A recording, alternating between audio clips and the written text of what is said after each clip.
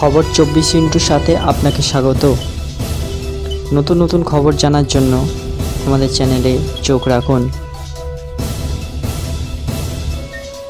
নমস্কার, খবর 24/7 আপনাদের স্বাগত। ঝড়, বৃষ্টি, বজ্রপাতে লণ্ডভণ্ড উত্তরপ্রদেশ ও বিহার, এই দুই রাজ্যে মিলিয়ে কমপক্ষে 80 জনের মৃত্যুর খবর পাওয়া যাচ্ছে।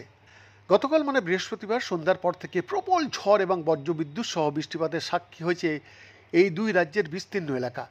কোথাও ভেঙে পড়েছে গাছ, কোথাও আবার দেয়াল চাপা পড়ে মৃত্যু হয়েছে বাসিন্দাদের।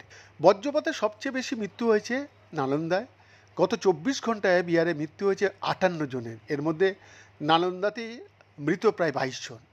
উত্তরপ্রদেশে প্রাকৃতিক দুর্যোগের বলি 22, মৃতদের পরিবার পিছু 4 লক্ষ টাকা আর্থিক সাহায্যের কথা ঘোষণা করেছেন মুখ্যমন্ত্রী যোগী আদিত্যনাথ। প্রাকৃতিক দুর্যোগের জেরে বিশেষ করে ক্ষতিগ্রস্ত গয়া, ভোজপুর, পাটনা, গোপালগঞ্জ, মুঙ্গের, সমস্তিপুর, জাহানাবাদ, মুজফ্ফরপুর, আরারিয়া এবং বেগুসরাই। আগামী 48 ঘন্টাতেও বিহারে মুষলধারে বৃষ্টি এবং বজ্রপাতের পূর্বাভাস দিয়েছে আবহাওয়া দপ্তর। প্রয়োজন না হলে ঝড়ের সময় বাইরে বেরোতে নিষেধ করা হচ্ছে বাসিন্দাদের। গত 24 ঘন্টায় উত্তরপ্রদেশেও প্রবল ঝড় ও বজ্রবিদ্যুৎ সহ বৃষ্টিপাতে কমপক্ষে 22 জনের মৃত্যু হয়েছে। রিলিফ কমিশনারের দপ্তরের তথ্য অনুযায়ী 22 জনের মধ্যে 13 জন বজ্রাঘাতে প্রাণ হারিয়েছেন, বাকিদের মৃত্যু হয়েছে দেওয়াল চাপা পড়ে। কানপুর, ফতেপুর, ফিরোজাবাদ, কনৌজ, সনদ, কোভিডনগর, সীতাপুর, সিদ্ধার্থনগর, আজমগড়, আমেঠি, বারবাকি এবং বালিয়াতে সবচেয়ে বেশি বৃষ্টিপাত হয়েছে। বৈদ্যনাথ দাসের রিপোর্ট, খবর 24/7।